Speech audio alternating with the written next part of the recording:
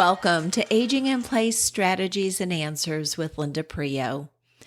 Will it be possible to remain in my home as I age? Do I feel safe in my home? How do I figure out how much support I will need when my health needs start to change? What if I decide to move into a community instead? Which community will meet my needs now and in the future? Who will play a role in helping me with decision making? Do you ask yourself these same questions? Aging in Place Strategies and Answers can help you gain practical knowledge that will help you create your own Aging in Place roadmap. If you are already a care partner, a power of attorney, or in crisis mode with your Aging in Place strategy, you will learn what you need to know that you don't know. For over 20 years, I have been marketing Aging in Place services to clients and educating families and healthcare professionals in how to put aging in place strategies into place.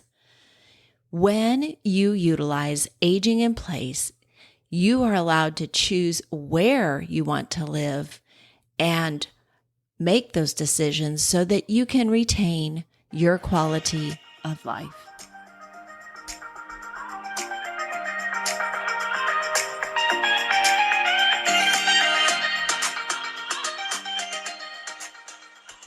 Hi, listeners. This is Linda Priaulx with Aging in Place Strategies and Answers, and I am happy to bring you this interview that was broadcast on Fyra Captial's show, which takes place on Sunday mornings on KMOX. Matt Allgaier interviewed me, so he is going to be the person that you are listening to and asking me questions. But I've already told you how important it is for you to have a plan, and I've already told you how important it is to visit with your financial advisor. So let's listen in on the interview that I did with Matt Allgaier of Fyra Captial. And giving people guidance for aging strategies. We've dealt with long-term care issues or mothers and fathers, aunts and uncles getting older, right? I don't know if aging's the best word, if it's a happy word, but obviously we're getting older and closer to the grave every day for me. But what we're trying to talk about today is what steps to take. She's been in the industry for over 20 years. I've known her for over 10 years. She's been an advocate for many, many of my clients. And I wanted to have her here today because she does a podcast that is very, very relevant. Linda, will you tell everyone a little bit about yourself? Absolutely. And I'm happy to be here with you guys. I really feel like this is a great opportunity to get the word out to folks that are trying to figure out what the future is going to look like. They come to you and to your group. You've done a wonderful job of planning their finances, and they say, hey, I'm getting ready to retire. What do I need to know? And yet we don't ask the most important question is, what do we want this to really look like for us? So let me back up first and tell you that I was a stay-at-home mom for 17 years, and then I began a marketing career in healthcare. And I didn't look back because when I came into the industry, I learned very quickly that no one was communicating. And I could see that play out in our clients' lives, and it created chaos.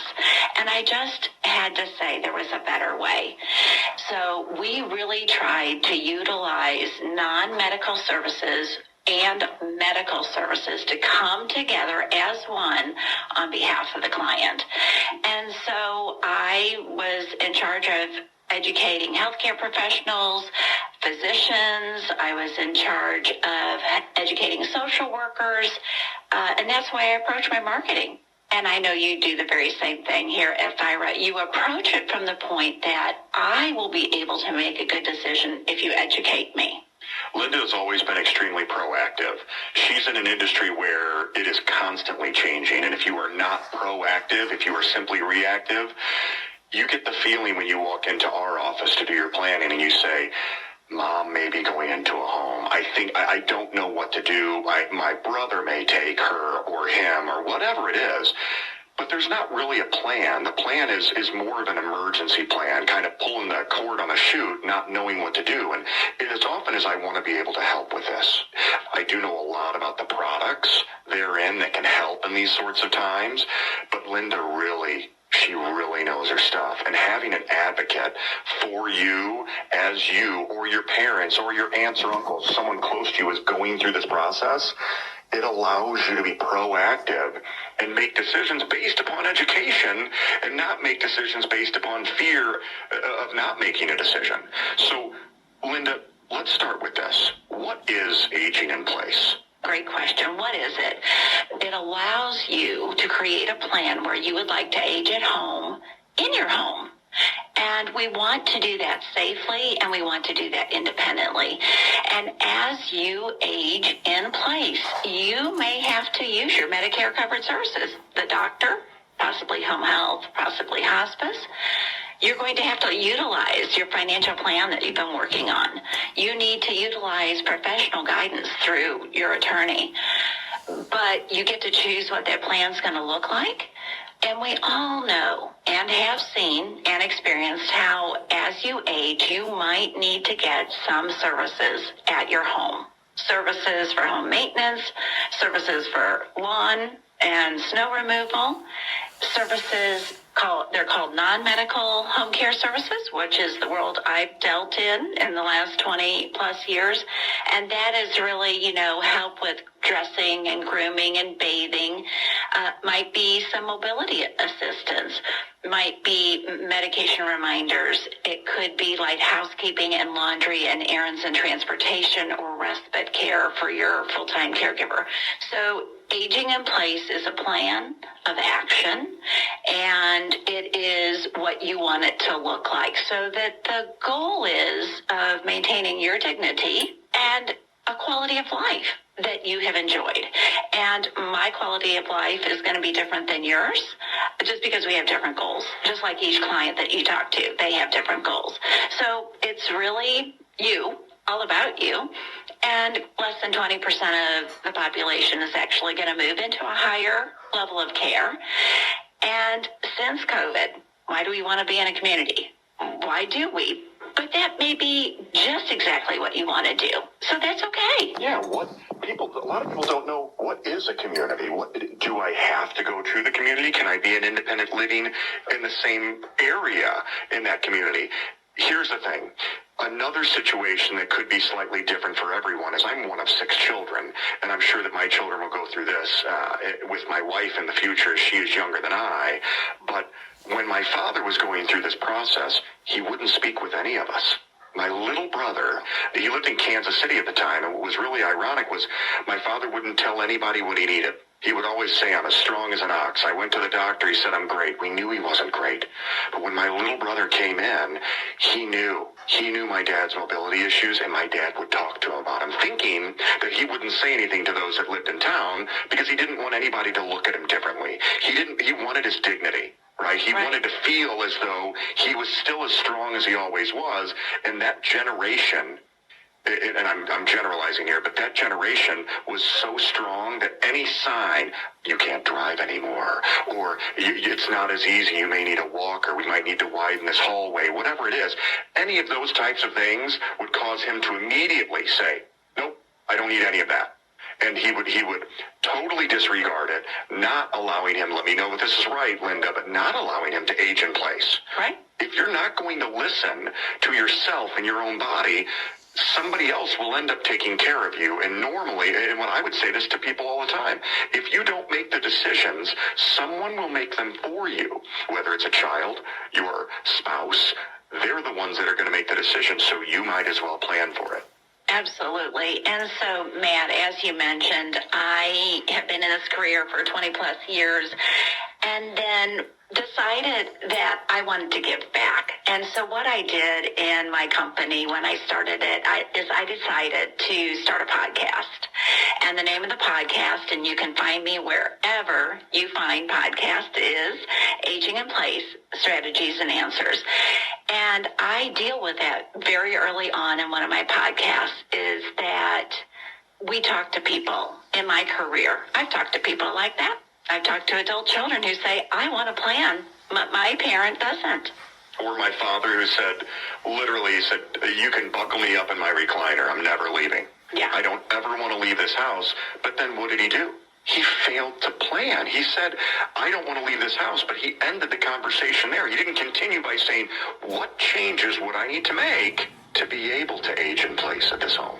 We want to have those conversations on the front end. And like you say, if you don't plan, then you're not going to have as many choices as the other people. And in my field, I've seen so many families in chaos.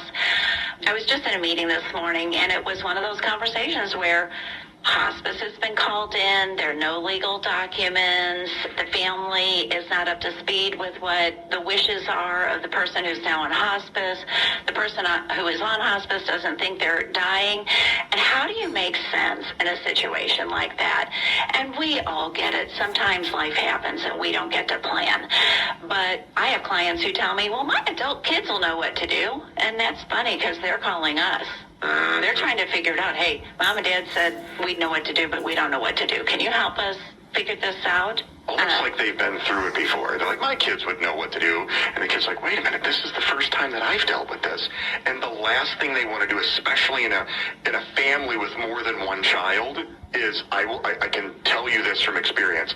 They don't want to be the one to make the decision because they know that their brothers or sisters are going to question everything. And they're going to say, well, that's not how Mom and Dad. And you just, if you fail to plan, you plan to fail with this. So what's the difference between having someone that is offering you advice and someone that is guiding you through or being an advocate for the one who needs the help? Linda is the difference, right? Being an advocate is someone that is on the same side of the table. Giving you guidance is someone that is not making the final decision. They are helping you with the plan. Put it together, and this is how you follow it. Her podcast is extremely beneficial, and giving you real life situations and understanding what people have been through will help you go through the same thing much easier. Yeah. You know, we advocate for professional guidance because how do you know what you're really trying to solve? I am not going to make your decisions for you. Okay? That is what my job as an educator, my job as an advocate, my job as a third party is to look into your situation, figure out what problem you're telling me you want to solve, trying to assess whether that's the real problem that needs to be solved in that picture. Give me an example of that. So my guess is some people, and this is what's bouncing around in my head, some people think Mom or Dad needs to go to this place immediately. And you can say, wait a minute, let's step back. Yeah. Is that, walk them through that. Absolutely. So they may have been told actually upon discharge or by their physician or another medical professional that you need assistance. You need to start getting your plan in order and move forward because your loved one can't go home. And so we know that there's a lot of gray in that picture, but many people only hear the black and the white. And so when we get a call like that, we're going to listen to what they're telling us. What were the reasons that led to this episode? What are we seeing now? Tell me about your parents' condition now. And do they want to go back home, or would they prefer at this time to start looking at a community? I always like to, this is what I want in my life. I want someone to give me the benefit of the doubt. If I would like to go home, I'd like us to kind of figure it out. And then you have to have the information so you can put your pen to paper. So that's what we try to do is ask those kind of questions. And then if we feel that this person is going to recover at home, that'll give us a next best viewpoint of what they're going to be able to do in the future. And so we're going to adjust that plan as we go through the process. Now, a word from our sponsor. Are you looking for resources on senior living? Check out guideforseniorliving.com for our free online senior resource guide to find senior housing, care, and community connections. Start searching now at guide 4 seniorliving.com. That's guideforseniorliving.com. to find the contact information for senior housing, care, and community connections. Now let's return to the podcast. Okay, and we're back. I'm back here with Linda Priaulx. She does a podcast that goes through real-life situations that people go through in order to proactively set up a plan for someone that is not necessarily impaired, but aging, right? As people get older, and I remember, and this may be way out in left field, but I remember going to visit my grandmother who lived with me for 13 years of my life. When she went to Nazareth, she had fallen. And when she fell, she said she had hit her face, but her entire right side of her body was purple. Obviously, for a 50-year-old, a 40-year-old, a 60-year-old, that's not going to happen. But as people age, their bones are much more brittle, and one quick change like that can throw a person's entire life into a tornado where working children now have to find the time, have to find the money to make that plan. That is what Linda has done for all of these years. She sat down with numerous clients and walked them through why they deserve a plan. You all deserve a plan. It's not about, well, I don't want this, I don't want that. It's about having a plan set. We always feel like we're behind the eight ball, especially when it comes to long-term care and where should we go and should we go? Should we stay? Right? Her goals are to understand every attribute of what you're going through as a caregiver, as a child, or as a spouse, and to walk you through that process. So what I need to know as well, Linda, is some of the professionals, this is my other worry is when just the person that's going through the issue sees the doctor, and the doctor doesn't necessarily have the ability to explain that to children without violating HIPAA regulations. What professionals are those people going to come in contact with? And what are the best ways to make it smooth, that transition between mom talks to the doctor, but when mom comes home, she doesn't tell me anything about this, or spouse goes to the doctor. What would you suggest to make that smooth and not extremely rough and uncomfortable? Yeah, I mean, I would say that most of our phone calls, either more than likely it was not the senior that was aging out and experiencing those health situations. More than likely it was their interested third, other party. So maybe it was a spouse, but more than likely it was adult children. And they're like, okay, mom and dad are telling me this, but we went to see them at the holidays, or we spent some time with them over the summer, or they just got out of the hospital and we're in meltdown crisis mode. And so at that point, I think what I want you to hear is that there's a lot of hope. I mean, you just need a professional to figure that out. You might be in a mess now, but if you allow a professional to come in and help you, we can smooth that out for you. And so that's what you gain, is you gain that somebody who's trained to see it, somebody who knows how things work, and how to put that all together for you in a plan. And then as we move forward in that plan, we're going to make alterations. We may either have to step back and start looking for a community, or we might be able to actually step back and lift some of those care services off as a person recovers. Just because you're having a crisis now does not mean you're going to have an ongoing crisis. So, the old expression, don't throw the baby out with the bathwater. Yeah. And this is what a lot of families do. I'm out of town. I don't know what to do. Mom and dad has done this. Oh, yeah. And so we're, in my job, in my career field, I'd say, look, I get it. Thanks for sharing all that information with me. I can come up with a plan, and then we can move forward. Invariably, the person on the other line would say, you just made my blood pressure drop. You just made me realize that we're going to be okay. And they say this in almost every sport, but even the pitcher, even the quarterback, they're obviously not the be-all, end-all. Other than what happened earlier in the year with Lamar Jackson throwing a ball, someone tipped it and he caught it, his own pass. That rarely happens, right? So a pitcher has to look to the rest of the field, and a quarterback has to look to the rest of the field to say, and even the coaches, okay, I can't do this.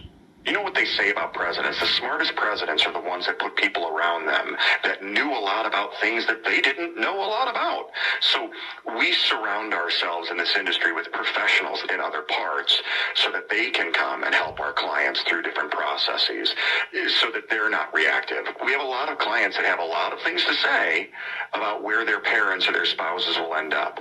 He will never leave the home, or he's never going to go there. She would never want to do this. But they don't realize that these places already know those answers. They've already dealt with the fact that most people think that way, so they have abridged versions of your answers already. So what I would say is this: if Linda's taught me anything, it's to be positive in these times. It's to be very, very hopeful about what you're going through, because not only has someone else already blazed the path, there are advocates there that will show you those paths. And they may deviate slightly from what you're used to, but I can tell you this: aging in place allows your parents or your spouses to live much longer. And it also allows you to live much longer with lower blood pressure. And I watch as my clients sweat and deal with their spouse in a very loving manner. It's part of their life. They've been married for all these years. They have no problem doing it, but I can see them deteriorate. I can see the helping caregiver deteriorate more than the other. Exactly. And that's costly for a family, not just for one individual. So when you fail to plan, and I'm going to say this, and my mother doesn't listen to this show very often because she's at Mass at 9 a.m. But today she will. Hopefully she will. I'll tell her to. But she was a nurse for 45 years at Cardinal Glennon. She would always say, that's my job, is to take care of my husband. But then my dad let her take care of too much, to the point where we brought a bed into the house and we all sat around it and said, Dad, it's time. It's time. Look at Mom. Because we haven't made decisions, because we haven't planned this correctly, now you can see that she's close to needing help. So we were able to cut that off at the pass and get my dad into a place that could really take care of him. When people are aging in place, what does an advocate really do? Do they go as far as to set up appointments with the proper caregiving associates, or do they? Tell me what process one would follow to get through this. Yeah, I mean, I think that we assume, because we are family, that we know best. And we know exactly what our parents want. But we don't know about the systems at work. We think we know what our parents would want, but that's just the tip of the iceberg before we see what is out there to help them, right? Yeah, absolutely. So making phone calls and asking questions is the best way to begin. And many, many times, if you're in the hospital or maybe at a long-term care rehab, they will have the resources and they're going to hand you the brochures, okay? So now it's back on you to do your education. Oh, it's like everyone that's turning almost 65, they get more mail than their mailbox will carry for people trying to do what? Trying to sell them a certain type of Medicare plan, supplemental plan, or Advantage plan. Guys, getting an education on this before it's necessary is extremely important, because otherwise, what is your main concern?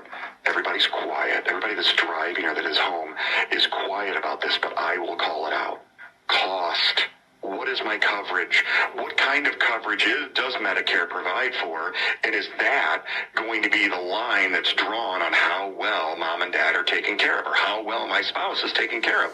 Because the last thing Mom and Dad would want to do is pull money out of their own account to help themselves. Right. They wanted to leave all of that. We find, Matt, and, I hate saying it, but in actuality, we find that most clients, as they age and they're really getting towards the end of life and needing more care, this is not all, so this is not a general statement, but we do see that they divest themselves of a lot of cash in their late years. But guess what? That's what you saved it for. And we go back to the original plan, aging in place is where we want to create a plan to age in place at home, possibly, maybe a community, to have the quality of life we desire. And really, that's what you deserve. And I feel, in my history of talking with clients about whether it's a parent issue or a husband or wife issue, I've had clients that are fairly young, in their early 60s, and their husband or wife has gone through dementia and passed away early. All I can say is this: I've learned that without a plan, you will spend more money because you will throw money at things that may not be things that you would need immediately, right? If you're going to go straight into a long-term care community where it's nursing care and they don't really need help with more than 2 activities of daily living and they only really need it at certain times, whether it's dressing and bathing or whatnot, but you, as the caregiver, don't really know what to do. Right. You believe that there is no assisted living and independent living. They can't come to your home to help, and you really just got to get into that, what I call, at that time, I call it a facility. A community is one where you walk in knowing what you're going to get out of it. You feel as though the benefits are equal to the cost that you're paying, or you at least understand the benefits and the cost. I found that so many people jump into this with the expectation that all of their stories, all of their worries will be answered if they just put them here. And that's not the truth. Without a plan, you don't have any of that. Think about your normal life. Go through raising your children, getting them to high school, to college, their jobs afterwards, yours. That all came with a plan. Right? Most kids go into college without an expectation of how they'll graduate. I don't know what I want to do. Or I might want to be a doctor and then I graduate with a degree in marketing. You don't know. Mm-hmm. But it's in that not knowing that should trigger you to say, I need an advocate. I need someone that does know, someone that's been in the field. You have to listen to her podcast. You will get significant benefit out of listening to it. I wanted to plug it again and again, but will you tell them, for the new listeners, what is the podcast? How can they get to it? Yeah, absolutely, Matt. The name of the podcast is Aging in Place, Strategies and Answers. And again, you can find it wherever you listen to your favorite podcast. But my goal, after being in this situation myself, I decided that nobody needs to read a manual. And checking out resources and references ad nauseum could be very confusing for somebody who doesn't know what they're doing. So I decided that a 20 to 30 minute soundbite, just like this program, could give people enough information to get them back on track. I love it. Give them direction too, right? Get them back on track, and then as they continue to listen to the podcast, they continue to get that direction that they need, and they highlight different aspects that they never even considered before because they haven't been in this situation. Guys, gals, this is so helpful. I hope that you learned a lot, and feel free to continue listening because we will continue to meet with Linda. She is extremely helpful in these aspects, and we'll ask more questions. No, you can always call here and get at least access or knowledge about these situations. Call 314-328-4400, and I would be remiss if I did not allow her to give a caregiver tip. Do you have any tips for us before we end this? Absolutely, I do. You know, we just feel like as caregivers, you're just in a swirl. You're like a dog chasing its tail, and you don't know what to do, and you barely get a chance to come up for air. But all caregivers need help. And so if you find that you're the caregiver for an aging loved one, whether you're an adult child or whether you're a spouse, it's really important that you meet with your financial planner so that you know what's what. Don't wait till the end of their life and then not know, now what do I have, Matt? I don't even know what I have. You know, get those questions answered. Take some time. It is going to relieve your stress, because I used to lay awake at night trying to figure out how this was all going to happen in my own parents' lives. So, again, planning, but also know what you've got. Know what you already have. And find that those other people that can come alongside and support you. Linda, thank you so much for your time. Linda Priaulx, and we will talk again soon. Guys, have a great Sunday. We will talk with you next time. This is Fyra Capital Management. Bye-bye. Thank you for joining me today. Please remember that this podcast is intended as guidance and not advice. Share this podcast with friends and family who are currently in crisis mode, or with people who would like to start developing their own roadmap for aging in place. Listeners, if you would like a deeper dive into a topic discussed during a podcast, please subscribe to Aging in Place, Strategies and Answers, where you will be able to access premium content. Or if you would like to suggest a topic for this podcast, please contact me at linda.agingstrategies@gmail.com. As always, I value the time you spend with me.